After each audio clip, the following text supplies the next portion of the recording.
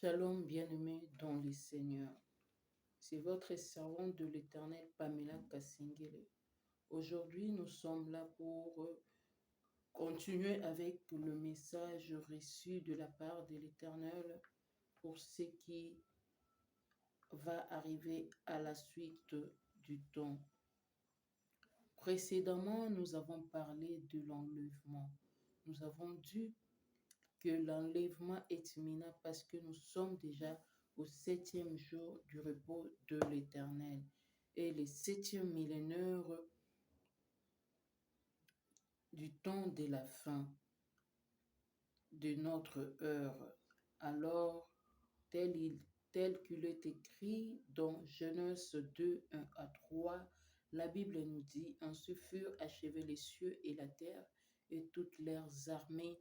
Dieu acheva au 7e jour son œuvre qu'il avait faite et il se reposa au 7e jour euh, de tout son œuvre qu'il avait faite. Dieu bénit le 7e jour et il les sanctifia. Parce qu'en ces jours, il se reposa de toute son œuvre qu'il avait créée en la faisant. » Merci Saint-Esprit, nous te recommandons ces instants. Viens régner Saint-Esprit, viens glorifier Jésus à cet instant. Manifeste-toi dans le nom puissant de Jésus-Christ de Nazareth. Nous comprenons par là que Dieu se reposa de tout son œuvre qu'il avait faite durant 6 jours et il bénit ces jours et les sanctifia. Dieu voulait nous montrer, nous faire comprendre comment s'accomplira cette parole aujourd'hui dans notre époque, car il est dit que cette génération ne passera pas sans que ces choses puissent s'accomplir. Donc nous voyons sous nos yeux comment la Bible est en train de s'accomplir. Nous voyons comment l'Apocalypse est en train de se mettre en place sous nos yeux. Nous comprenons que Dieu a créé toutes choses et toute armée en 6 jours, soit 6 000 ans qui se sont écoulés ou passés depuis Adam, Abraham, Jésus et jusqu'à nos jours 2022.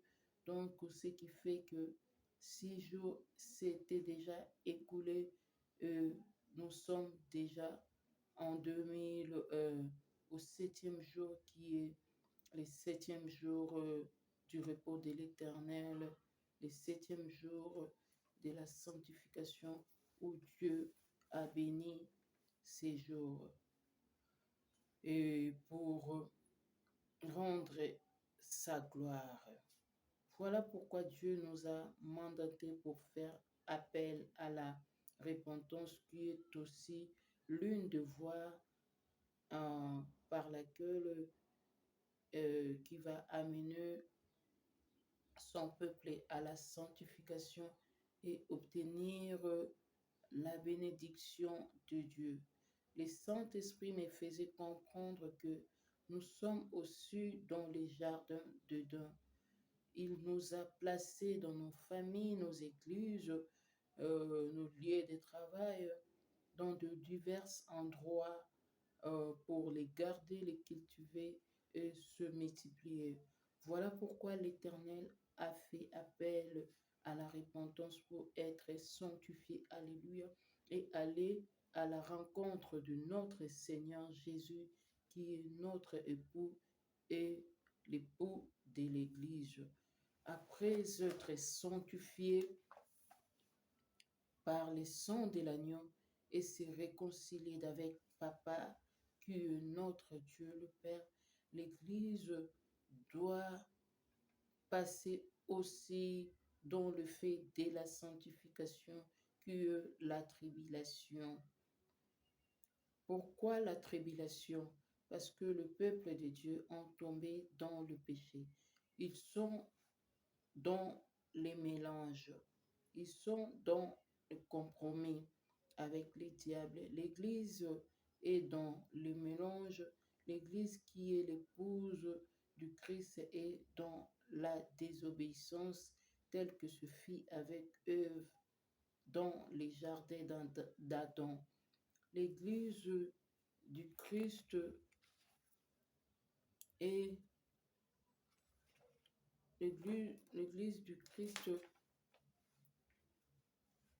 a prêté son oreille au diable plutôt que à l'Éternel, à Jésus-Christ qui est son époux, ou au Saint-Esprit qui est notre consolation, qui est notre paraclet, qui nous a été laissé pour nous conduire. L'Église a donné son oreille au diable plutôt qu'au Seigneur. Tel que fut Ève, c'est l'image de Ève qui a voulu connaître le mal et le bien à travers la bouche du serpent qui est le diable, plutôt qu'Adam, l'image de son époux qui est le Christ. Voilà pourquoi Dieu va retirer son esprit à cause du péché d'Ève, entre parenthèses, l'Église qui va subir les conséquences de la désobéissance qui sera la tribulation. La tribulation qui est la séparation d'avec le Seigneur pour 3 ans et demi. C'est alors que le diable va profiter pour détruire le peuple de Dieu qui auront servi Dieu dans l'hypocrisie, l'égoïsme et la haine, qui ont affaibli la parole de Dieu par des coutumes des coutumes des hommes qui respectent les instructions des hommes plutôt qu'à obéir à la voix du Saint-Esprit, qui font le ministère avec l'interdit. Ils montrent au peuple de Dieu qu'ils ont un esprit supérieur, comme les aigles. Dieu me disait, un aigle ne se vante pas. On les reconnaît par sa nature. S'ils sont les aigles, comme ils le disent, qu'ils montent, qu'ils pénètrent, euh, euh, qu'ils pénètrent, qu'ils prennent pardon pour nous la formule que le diable avait volée et donnée aux maçons pour la construction du temple, pour la construction de l'arche, la formule que le diable avait volée à Noé pour la construction de grands bâtiments plutôt. Qu'ils prennent pour nous la connaissance qui était à Béthalel pour faire de grandes inventions que le diable avait pris pour qu'il nous amène afin que nous puissions faire de grandes découvertes, de grandes inventions telles que le monde attend de nous, fils de la lumière. Donc, le Seigneur me disait qu'ils écoutent plus le diable que son esprit. Il exerce le ministère qui est un sacerdoce sacré avec les choses du diable, l'orgueil. Il fait le sacerdoce sans l'instruction du Saint-Esprit. Chaque fois que vous faites quelque chose sans consulter le Seigneur, c'est déjà le péché. Sans avoir l'instruction du Saint-Esprit, vous êtes déjà dans la désobéissance.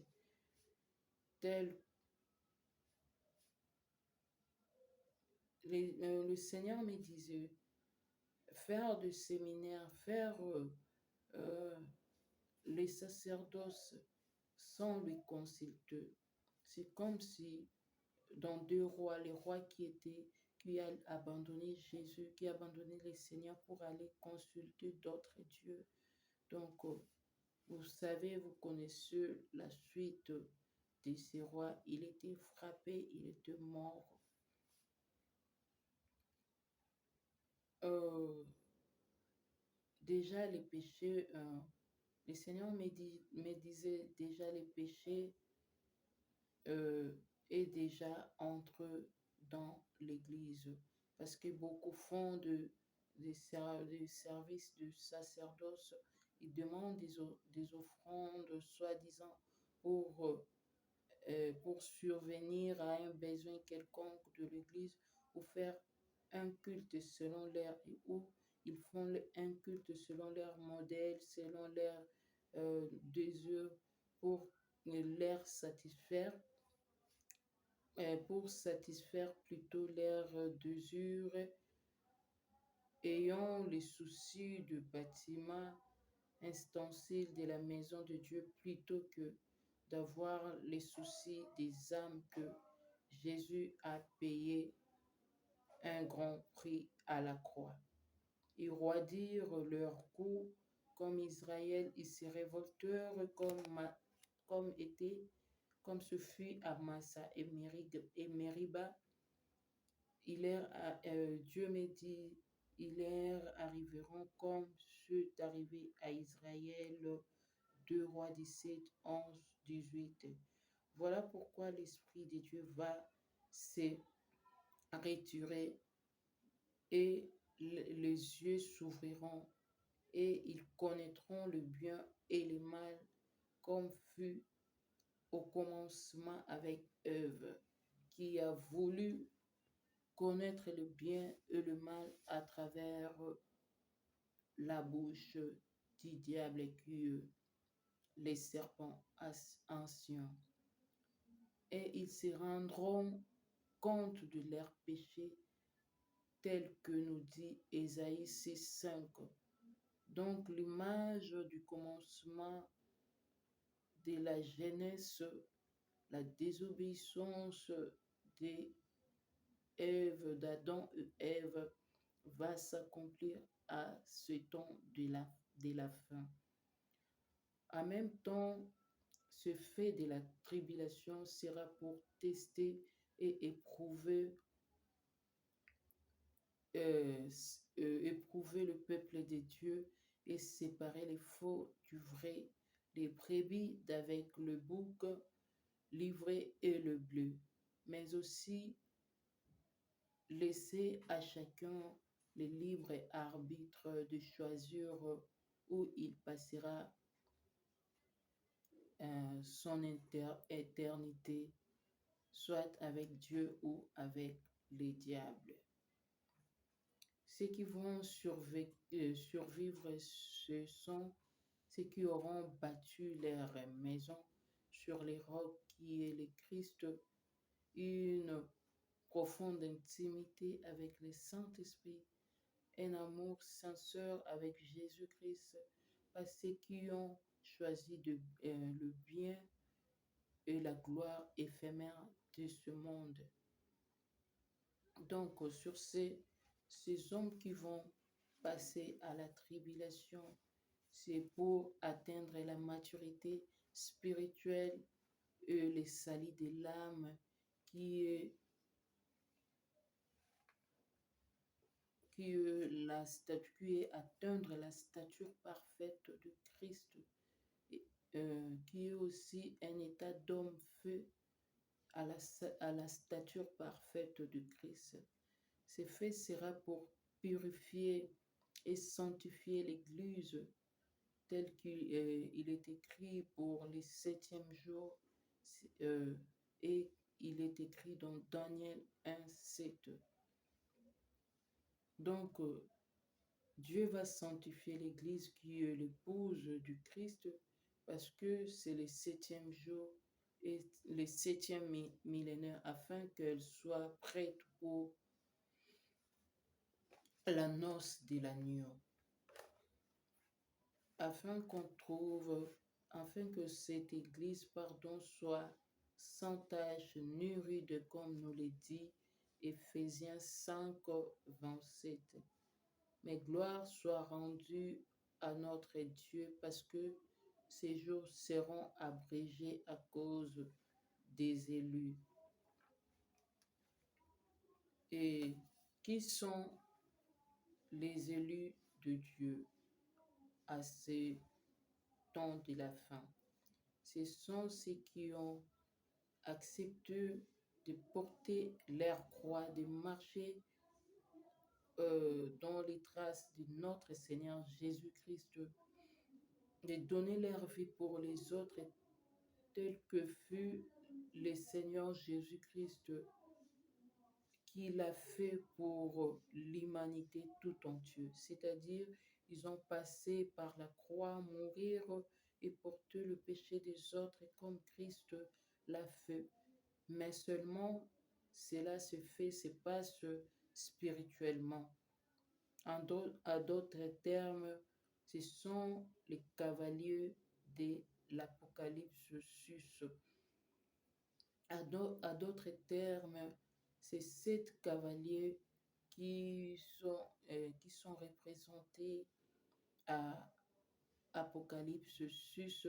C'est l'image des hommes et des femmes qui ont atteint la maturité spirituelle, qui ont le caractère de Christ, qui vont jouer ce rôle à ce temps dès la fin. La première cavalière, le cheval blanc, a déjà vaincu parce elle a déjà vaincu cette cavalière.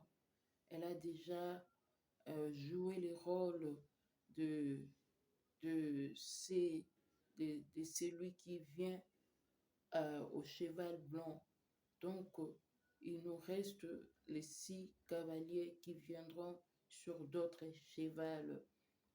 Le deuxième cavalier, le Seigneur m'avait dit, c'est le pasteur Adams qui va jouer ce rôle de cheval qui viendra sur le cheval roux. Après cela, quand les 7 chevaliers accompliront leur rôle et ils prendront le royaume que l'ennemi avait usurpé au jardin d'Éden et il le remettra à notre Seigneur Jésus-Christ.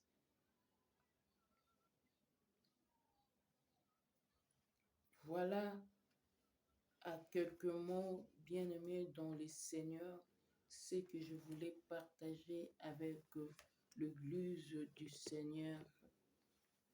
Prochainement, nous verrons en détail les rôles qu'a joué la première cavalière et le deuxième cavalier, ce qu'il va faire. Merci, je vous dis de rester accroché à Dieu, de demeurer fidèle au Seigneur Jésus-Christ, de se préparer à la tribulation.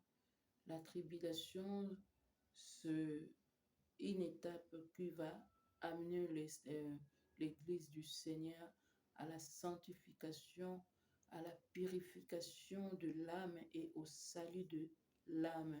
La tribulation va amener le peuple de Dieu de connaître le véritable Dieu, de se sanctifier et de monter encore, de monter euh, de plus en plus à l'intimité avec le Seigneur, avec Dieu le Père, pour connaître ce ce que Dieu nous a révélé, nous a réservé pour la suite du temps.